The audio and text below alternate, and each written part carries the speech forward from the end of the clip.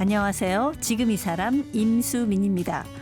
어제에 이어서 삼구-INC 구자관 책임 대표 사원과 말씀 이어갑니다. 회장이라는 직함 대신 책임 대표 사원을 고집하는 건 자신의 위치가 회사와 직원을 책임지는 사람이기 때문이라고 합니다. 지독한 가난으로 안 해본 일 없이 처절하게 살아왔고 양은 냄비에 세제 한 통 들고 식당과 빌딩의 변기 청소를 하면서 너무나 간절하고 절박한 상황에서 시작한 사업이 자리를 잡아가나 했더니 약품 사고가 터져서 온몸에 화상을 입고 사업이 망해서 죽을 생각까지 했다고 하는데요. 인내와 뚝심, 불굴의 의지로 버텨냈습니다. 구자관 책임 대표 사원 만나봅니다.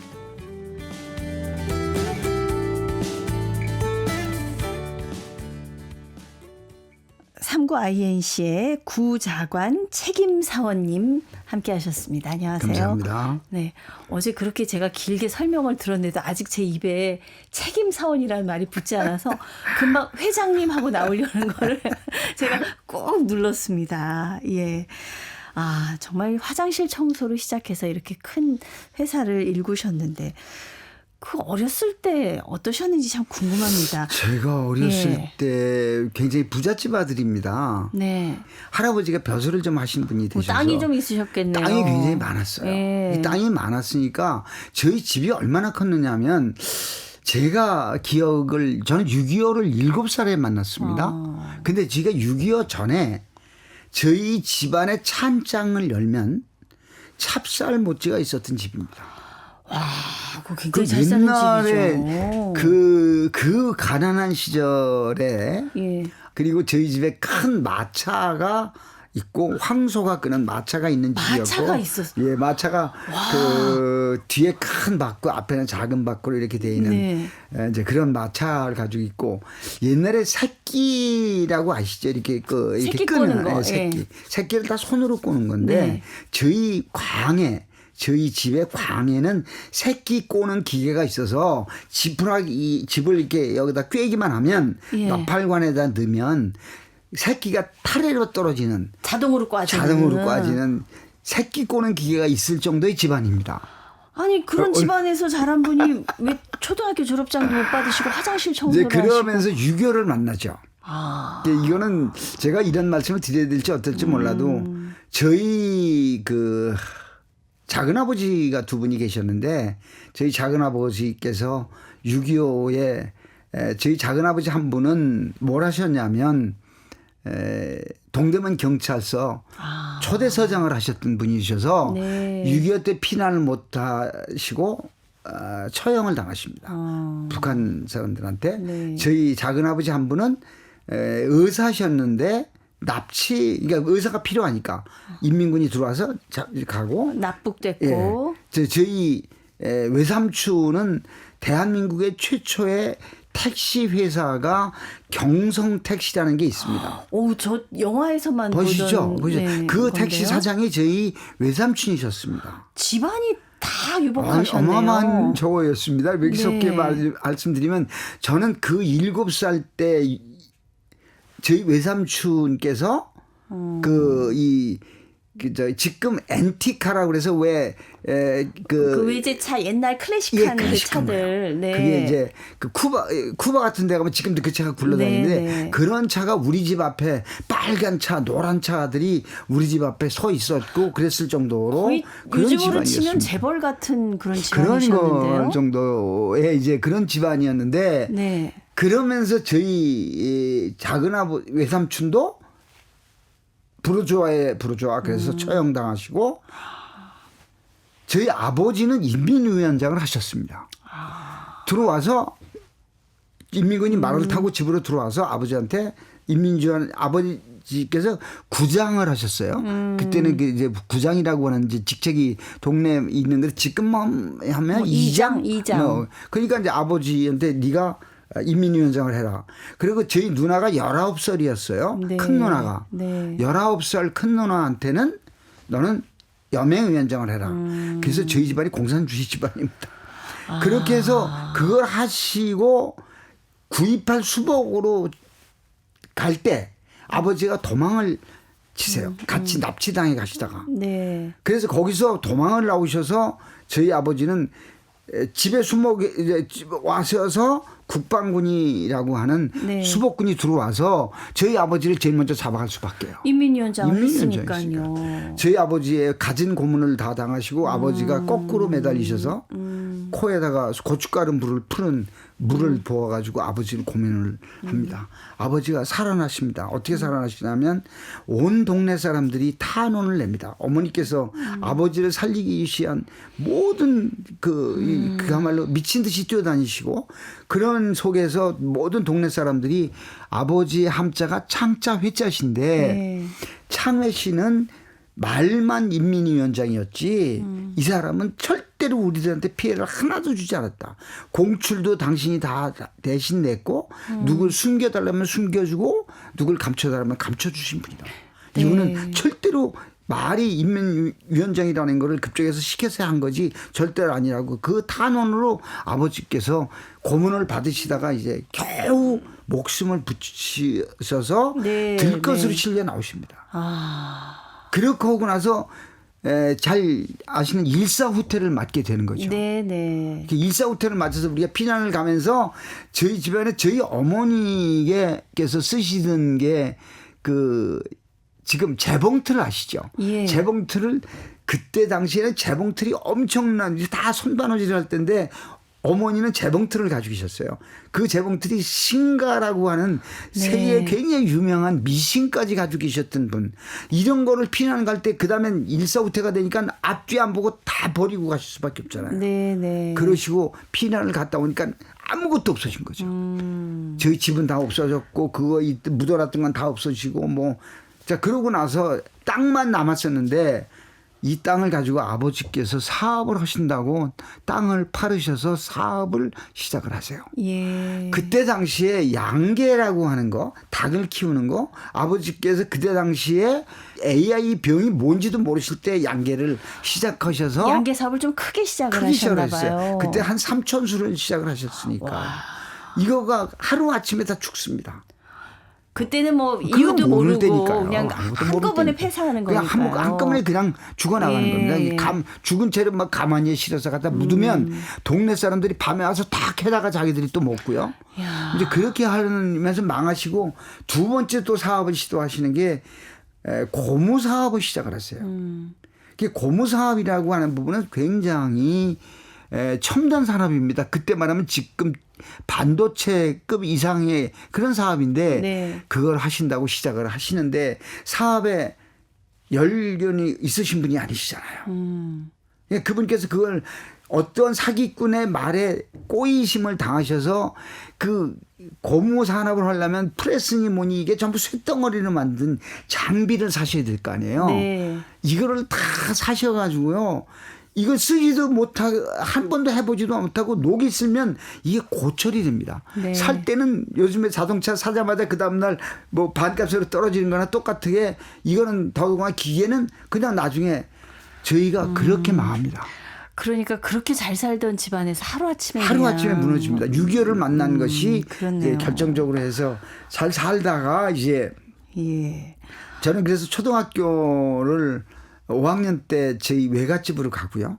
저희 누나가 14살이었는데 이런 얘기는 우리 누나가 하지 말라고 그랬지만 우리 누나는 돌아가셨습니다만은 우리 누나가 14살에 초등학교 졸업하고 식모로 가고 나는 11살에 외갓집으로 가고 네. 내 동생이 8살인데 초등학교 입학을 해야 되니까 얘는 우리 고모집으로 갑니다. 다 뿔뿔이 그때 흩어졌네요. 식구들이. 흩어져서 네. 이제 그러고 나서 이제 제가 초등학교 아까 잠깐 말씀드린 대로 초등학교 졸업하고 학교 갈 엄두나 꿈도 못 꿨던 거죠. 저희 누나는 뭐 그렇게 비록 그랬지만 저희 누나는 나중에 그 일을 하면서 뭐 당구장 점원 담배가게 판매원 이런 거를 하면서 자기가 대학까지 공부를 해서 네. 저희 매부 같은 훌륭한 분을 만나서 아들 둘에 이제 딸 하나 낳고 잘 사는 하다가 좀 일찍 세상을 떠나셨습니다. 하여튼 그런 과정을 거치는 과정이 이제 저희 네. 아유, 그러니 부잣집 아들이 하루아침에 쫄딱 망해서 이제 친척 집에 가서 눈칫밥 먹으면서 네. 학교를 다니고 학교도 다닐 수 없으니까 이제 돈벌이에 나서신 거 아니에요. 그러고는 이제 중학교 예.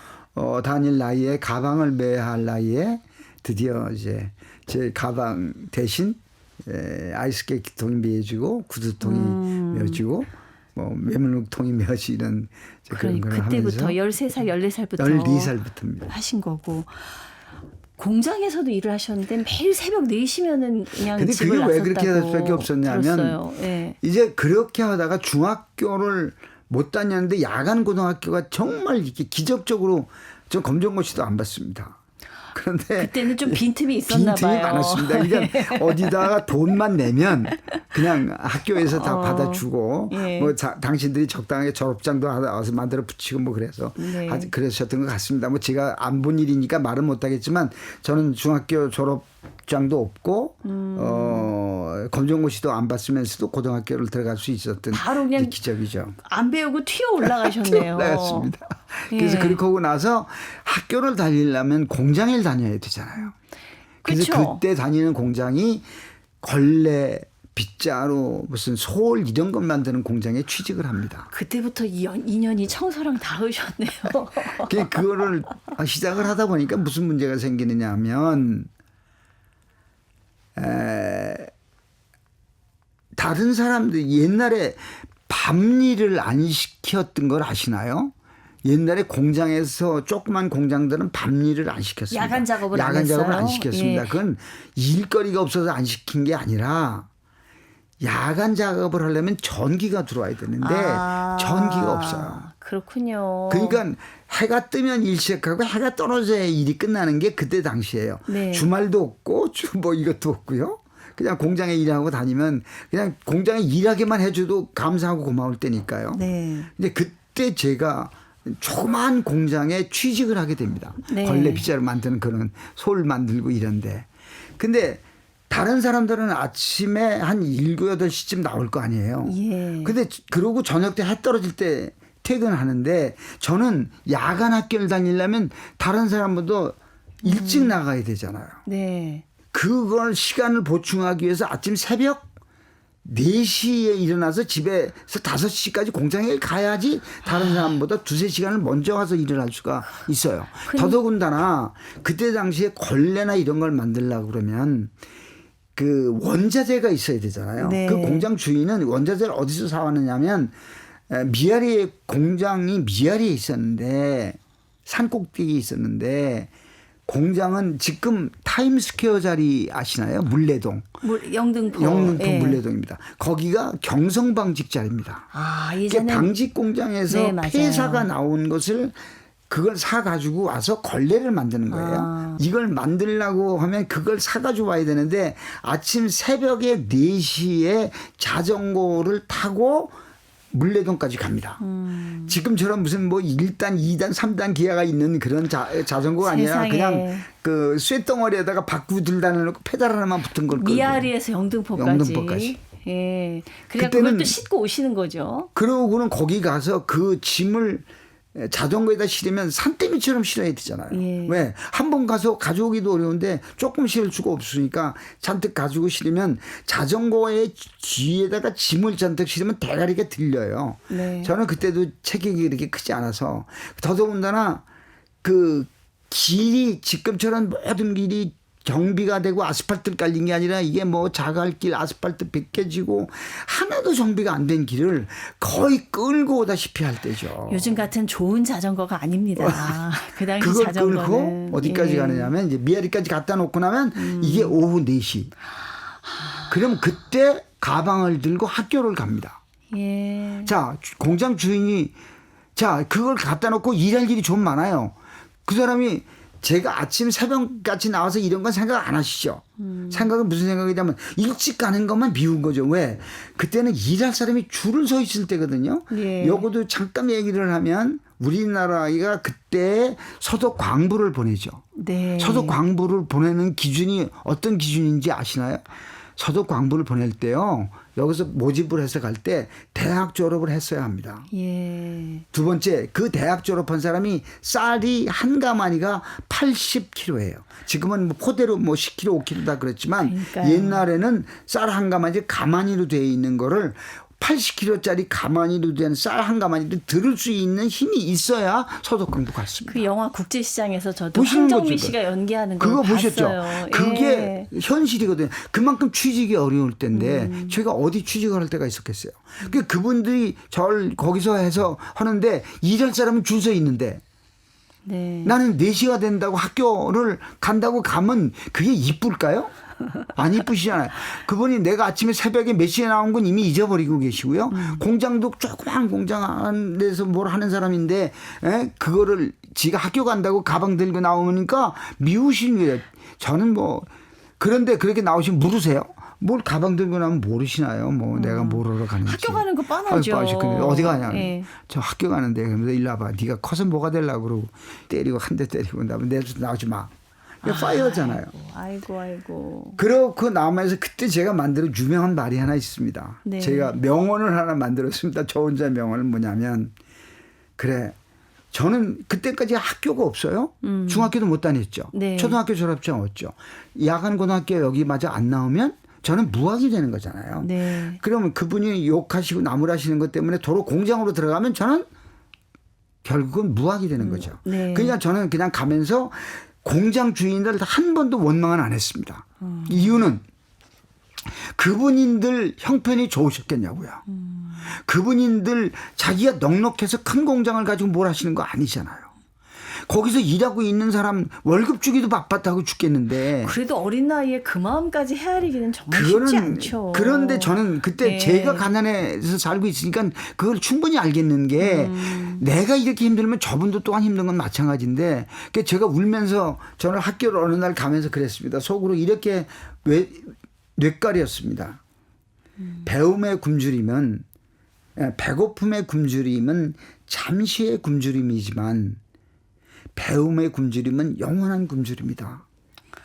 오늘 내가 이 학교를 포기하면 나는 무학으로 인생을 살아야 되는 거다. 네. 그리고 가고 그러고 학교 가서 수업을 끝나고 그러고 나면 야간 고등학교 한 반에 7, 80명씩 딱 들어가 있잖아요. 네. 그 8, 90명씩 막 들어가 있는 반에서 공부를 하고 저녁 때 이제 학업이 끝나면 집으로 가야 되는데 밥 10시 한 20분쯤 수업이 끝나잖아요. 얼마나 기진맥진 그러면 힘들까요? 문제는 뭐냐면 청소를 하고 지금은 청소하시는 걸 학생들이 안 하잖아요. 네. 그때는 학생들이 청소해야 되잖아요. 저도 청소한 세대입니다. 그러셨어요? 예. 그러면 청소를 하려면 무슨 문제가 생기냐면 그 원래 순번제로 돌아가도록 돼 있는데 야간 고등학교 다니는 애들이 깡패들이 참 많았어요. 힘이 지금도 예. 학교 폭력이 지금만 있는 게 아니라 그때는 아이들이 힘센 아이들이 제일이니까요. 네. 그러니까 날 보고 키 조그맣고 밤낮 졸고 앉았고 조그만 아이가 그러고 다니니까 너 일로 와봐.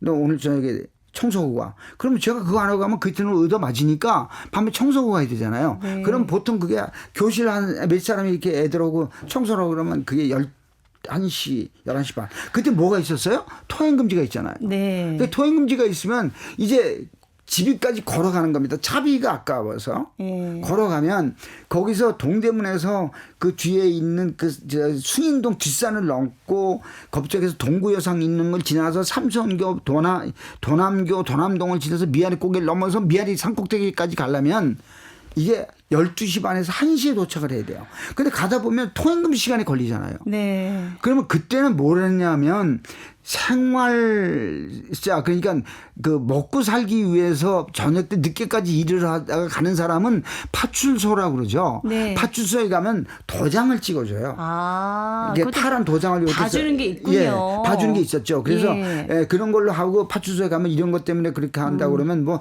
술 먹고 널브러져 왔다 갔다 하면 다 붙들었지만 몰래 다니고 그러면 붙들었지만 이러는 사람은 그런 걸 편의를 위해서 도장을 찍어주는데 네. 제가 그때는 좀 예쁘장했나 봐요. 날 보고 그 순기 형한테 이제 파출소를 가죠. 네. 내가 학교 갔다가 이제 청소하고 이제 가니까 좀 늦었습니다. 그러면 알았어. 그리고 이리 와봐. 그러고 나보고 모자 벗으라고 그러면 여기다가 도장을 콩 찍어주는 이제 그렇게 하는 걸 하고 집을 가면 몇 시? 12시 반 1시. 네. 씻는 거는 거의 없었고요.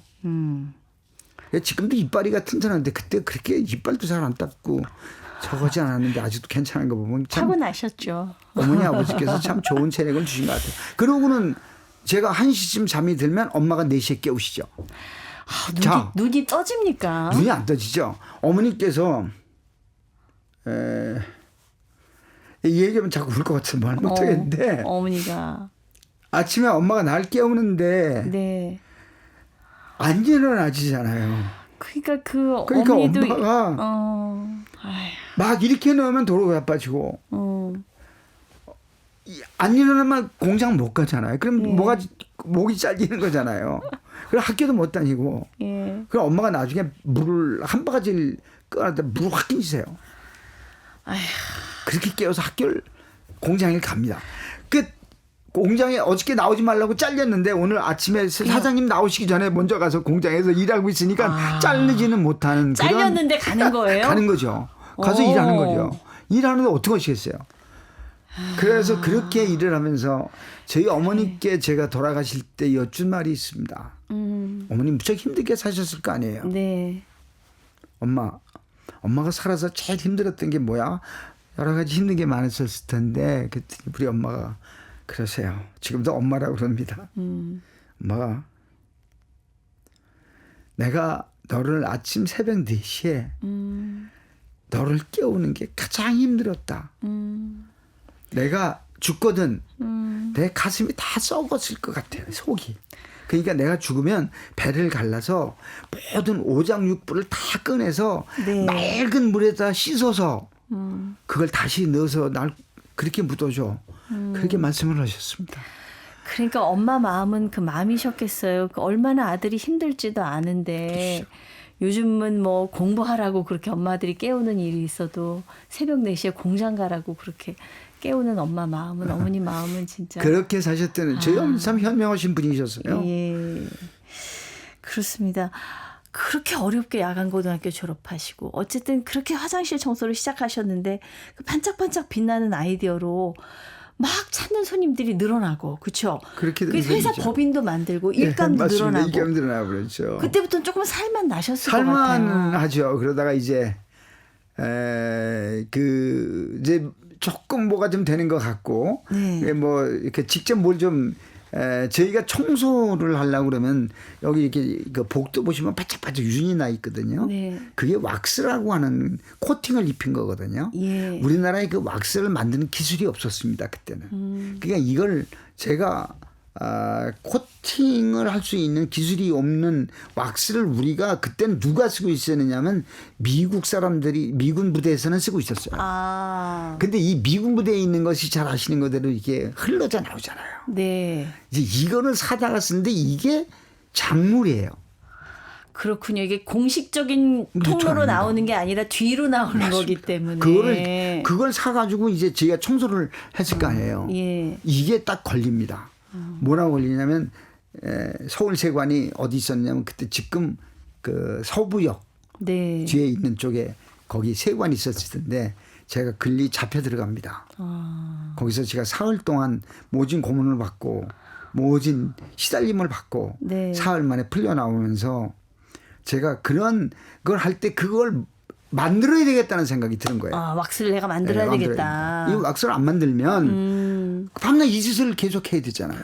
그러니까요. 청소는 해야 되겠고요. 네. 그 청소를 해야 저렇게 반짝반짝 윤이 나는 걸 하는 건데 그렇게 안 하는 청소를 저한테 맡길 리도 없고요. 근데 기술이 있어야 왁스를 만들죠. 그래서 그 기술은 전혀 없죠. 네. 이거를 이제 제가 혼자서 연구를 합니다. 혼자서 연구하고 혼자 실험을 하고 혼자 그렇게 하면서 수없이 눈썹을 태우고 별짓을 다 하면서 왁스를 성공을 합니다. 네. 최초의 우리나라의 왁스를 만든 사람이기도 합니다.